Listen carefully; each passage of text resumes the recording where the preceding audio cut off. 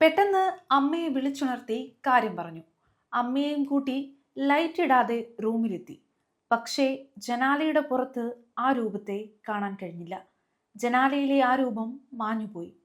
പിറ്റേന്ന് അതിരാവിലെ നാട്ടുകാരെല്ലാം അവരുടെ വീടിന് ചുറ്റും കൂടി. എന്താണ് കാര്യമെന്നറിയാൻ അമ്മയും അവളും മുറ്റത്തേക്കിറങ്ങി. കണ്ടത് ഏതോ ഒരു ജീവിയുടെ കൈപ്പത്തി ചുമരിൽ പതിഞ്ഞിരിക്കുന്നു. വിരലുകൾ മാത്രം പതിച്ചതുപോലെ. നാട്ടുകാരിൽ ഏറ്റവും പൊക്കമുള്ള ഒരാൾ അവിടെ നിന്ന് മുകളിലേക്ക് വിരൽ ചൂണ്ടി. അയാളേക്കാൾ പൊക്കമുണ്ട് ആ കൈപ്പത്തി പതിഞ്ഞിടത്തേക്ക്. ആ പ്രദേശത്തെ എല്ലാ വീടുകളിലും ഈ കൈപ്പത്തി പതിച്ചു വെച്ചിട്ടുണ്ട്. നാട്ടുകാർ 5 പേരടങ്ങുന്ന സംഘമായി നാട് മുഴുവൻ തിരയാനിറങ്ങി. ഏതോ ഒരുത്തൻ ഡ്യൂപ്ലിക്കേറ്റ് കൈവച്ച് ഇതിലെ നടക്കുന്നുണ്ടെന്നായി സംസാരം. കൂട്ടത്തിലെ പ്രമുഖൻ പോലീസ് സ്റ്റേഷനിൽ പരാതിയും നൽകി. എല്ലാ സ്ഥലത്തെയും ഗ്രൂപ്പുകൾ തമ്മിൽ ഇടയ്ക്കിടെ വിളിച്ചന്വേഷിക്കുന്നുമുണ്ട്. രാത്രി 10:30 മണി കഴിഞ്ഞു. പെട്ടെന്ന് ഉറക്കെയുള്ള കൂട്ട നിലവിളി കേട്ടു. ശബ്ദം കേട്ടിടത്തേക്ക് എല്ലാവരും ഓടിക്കൂടി. അവിടെയുള്ള ചേച്ചി ജനാലയ്ക്കടുത്ത് നിൽക്കുമ്പോൾ ആരെയോ കണ്ടത്രേ.